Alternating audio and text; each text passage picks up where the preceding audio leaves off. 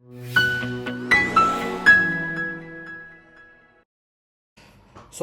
क्या हाल चाल दोस्तों, कैसा गया आपका आज का दिन? The blue Monday.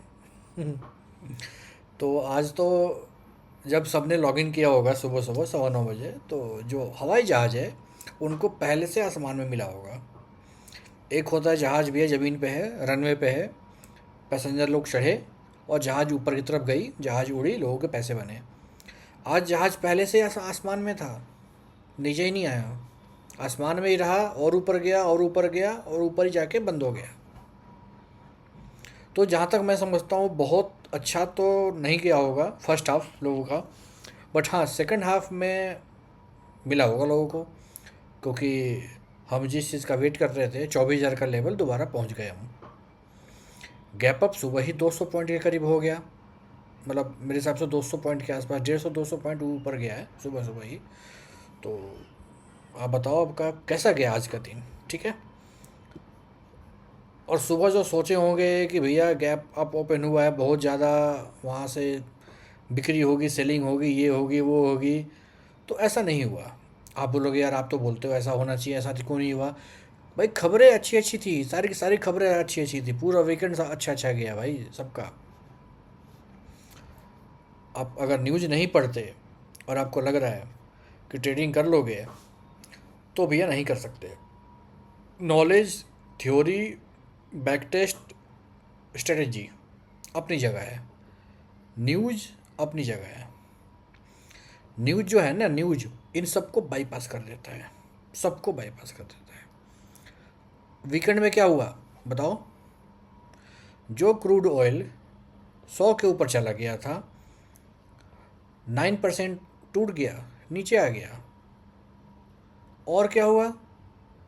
ईरान और यूएस वाला वॉर, दोनों ने अपने मिलिट्री स्ट्राइक को रोक दी।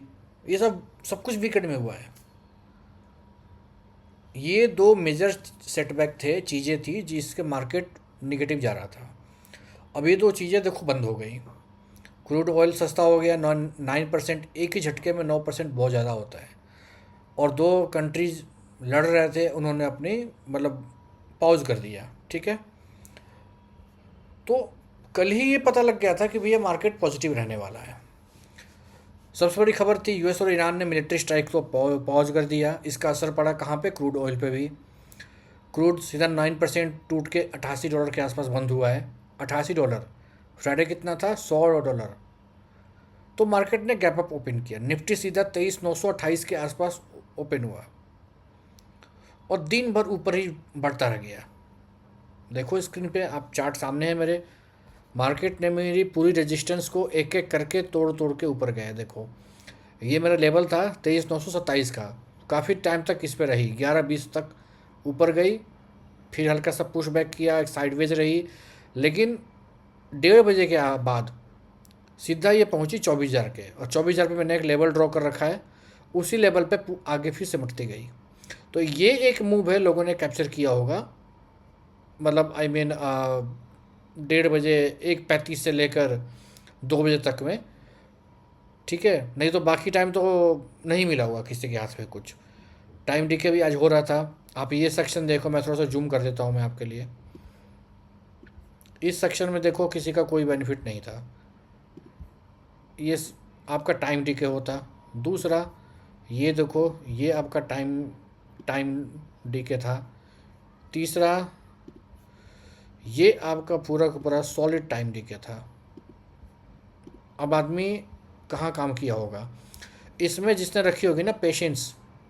एक तो उतावले वाले होते हैं, यहाँ थोड़ा सा उन्होंने बनाया होगा, मैं थोड़ा सा नीचे ड्रॉ कर दिया, मतलब यहाँ पे आना चाहिए। ठीक है, इस पॉइंट पे। ठीक है, यहाँ पे, यहाँ जो एंटर किए होंगे वो थोड़ा बहुत बना लिए होंगे। यहाँ पे देखो सेलिंग आई है थोड़ी सी, पर मार्केट चला गया साइडवेज। ट्राई किया सेलर ने गिराने का, लेकिन नहीं गिर पाए। बहुत सारे कारण थे उसके, मैं आपको बताऊंगा, बहुत सारे कारण थे। फिर यहाँ से हल्का सा ऊपर गया है।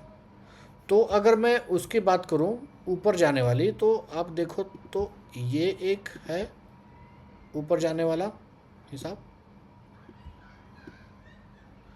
दूसरा दूसरा आपका ये है, इस पे बने होंगे आई एम श्योर। तो यही पहला मूव और दूसरा मूव, यही मिला होगा लोगों को आज, और कुछ नहीं मिला होगा। ये पहला मूव है, ये दूसरा मूव है। बाकी टाइम मार्केट साइडवेज थी। टाइम डिके भी हुआ। कल एक्सपायरी है, आपको पता है किसकी है? निफ्टी की एक्सपायरी है, मंथली एक्सपायरी है, ट्यूसडे, ठीक है। तो रेजिस्टेंस को तोड़ सीधा 23,801, 23,845, 23,927 सीधा क्लोज हुआ 24,003 पे, 217 पॉइंट ऊपर, यानी कि 0.91% की तेजी देखी गई है निफ्टी में। मतलब पॉजिटिव की बात कर हम करें। सेंसेक्स में भी सेम कहानी हुआ, मैं दिखा देता हूँ। सेंसेक्स भी, ये देखो, सेम सेम चीज़ें वहाँ पे भी हुई हैं, ठीक है, सेम चीज़ें वहाँ पे भी हुई हैं। तो 76,608 के आसपास खुला, दिन भर ऊपर जाता रहा। 76,634 और 76,817 की मेरी दोनों लाइन को क्रॉस करके 76,847 के आसपास 707 पॉइंट के आसपास अप्रोक्स मतलब क्लोजिंग आई है। तो आज की जो रैली थी किसी एक सेक्टर की नहीं थी। जितने 16 सेक्टर इंडाइसेस थे सारे ग्रीन में क्लोज हुए हैं। आईटी 2.25% के ऊपर, इन्फोसिस बहुत अच्छा क्लोज हुआ है, पूरा सेक्टर साथ में चला है। एक रियल्टी भी 2% ऊपर, शॉर्ट कवरिंग भी हुई है। ऑटो की बात करूँ तो ऑटो 1.5% के ऊपर। क्रूड सस्ता होते फ्यूल कॉस्ट की जो चिंता थी वो ख़त्म हुई थोड़ी सी। बैंक निफ्टी की बात करूँ तो बैंक निफ्टी 57,000 वापस मतलब रिक्लेम किया, 57,000। और ब्रॉडर मार्केट भी अच्छा रहा, स्मॉल कैप भी 1.25%, मिड कैप 1.25%। तो ये एक बाउंस नहीं, पूरे बोर्ड की सफाई हुई आज। अगर मैं स्ट्रक्चर की बात करूँ और ओवाई की बात करूँ तो 5 दिन की टूटी हुई सीढ़ी आज एक ही बार में वापस चढ़ गई।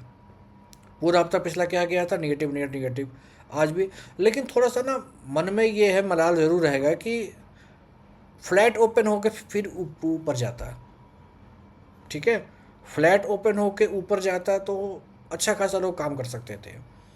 गैप अप ना, मतलब पर्सनली मुझे पसंद नहीं है, या फिर गैप डाउन, क्योंकि उसमें ऑलरेडी एक्शन हो चुका होता है। जब आप सो रहे होते हो आप कुछ नहीं कर सकते, या वीकेंड होता है या नाइट होता है, वो किस्मत के भरोसे होता है बीटीएसटी वालों के लिए। अच्छा या बुरा दोनों साइड हो सकता है, ठीक है। तो आज जो लेवल हफ्ते भर रेजिस्टेंस थे 23,801, 23,845, 23,927, और सारे पार हो गए और वो सपोर्ट बन चुके हैं। सिर्फ एक लाइन बची हुई है 24,009, वो अब आज उसके ऊपर ही क्लोजिंग हुई है, मार्केट वहीं पे अटका हुआ है। अब देखते हैं कल क्या होगा, 24 के ऊपर जाएगा या वहीं से सेलिंग शुरू हो जाएगी। और एक ईमानदारी वाली बात मैं आपको बताता हूँ, एक दिन की तेज़ी ना ट्रेंड नहीं नहीं बदलती, जब क्योंकि वो न्यूज़ ड्रिविंग हो, चाहे वो क्रूड की बात हो, चाहे वो जियो पॉलिटिक्स की बात करो, क्योंकि फंडामेंटल नहीं था। Fundamental 200 point up gap down होता ही नहीं है। कल अगर 24,09 के ऊपर टिकाऊ आया, टिका, कैंडल की कंफर्मेशन मिला, तब हम पॉजिटिव जा सकते हैं। कल एक्सपायरी भी है, ठीक है। और इस बार जो सिचुएशन है वो पिछली एक्सपायरी से अलग है। मार्केट एक बहुत बड़ी रिकवरी के बाद एक्सपायरी में जा रहा है, तो अपने आप तो आप समझ लो कल वोलेटिलिटी बहुत ज़्यादा होगी। आज बहुत लोगों ने कॉल बाय किया होगा, बहुत लोगों ने कॉल बाय किया होगा। रूल मेरा वही है, एक्सपायरी है निफ्टी की तो भी दूर रहो, आप जाओ सेंसेक्स में, क्योंकि निफ्टी में आपका टाइम ठीक होगा, थीटा ठीक होगा। बट आपको जाना ही है निफ्टी में, मजबूरी ही है, तो फिर आप इन द मनी करो, वो भी सिर्फ first half. OTM hero zero at the money मत करना। 2:40 3 बजे वाले ये जीरो हीरो से दूर रहना भैया, ठीक है, क्योंकि आप ट्रैप हो जाओगे, फंस जाओगे। ये कोई टिप नहीं है, रिस्क एजुकेशन है। मैं खुद बोल रहा हूँ सबसे दूर रहो, क्योंकि उनमें कुछ थ्योरिटिकल चीज़ें नहीं होती है, वो बस मतलब तुक्का होता है। कल के लिए लेवल एक्सपायरी के है। निफ्टी 50 जो आपका रजिस्टेंस एक जहाँ पे मार्केट है अभी 24,009, उसके ऊपर 24,062, सपोर्ट 23,927 और 23,845, उसके नीचे 23,801। सेंसेक्स की बात करूँ अगर मैं, तो रजिस्टेंस 76,026, सपोर्ट 76,817 और उसके नीचे 634। उसके भी नीचे बात बताऊँ, 76,503। अब कल की बात, कल क्या होगा? कल अगर 2409 के ऊपर टिकता है, एक 5 मिनट की कैंडल क्लोज होती है, वहाँ पे कंफर्मेशन आता है, तो रिकवरी भी है, कंफर्म है। पहला 24,062, उसके आगे 24 और आगे पूरा खुला ही है, आपको बताइए। बट अगर 24,927 अगर टूटा, तो आज जो हुआ समझो एक बाउंस था, फिर पुराने लेवल पे आ जाएंगे हम।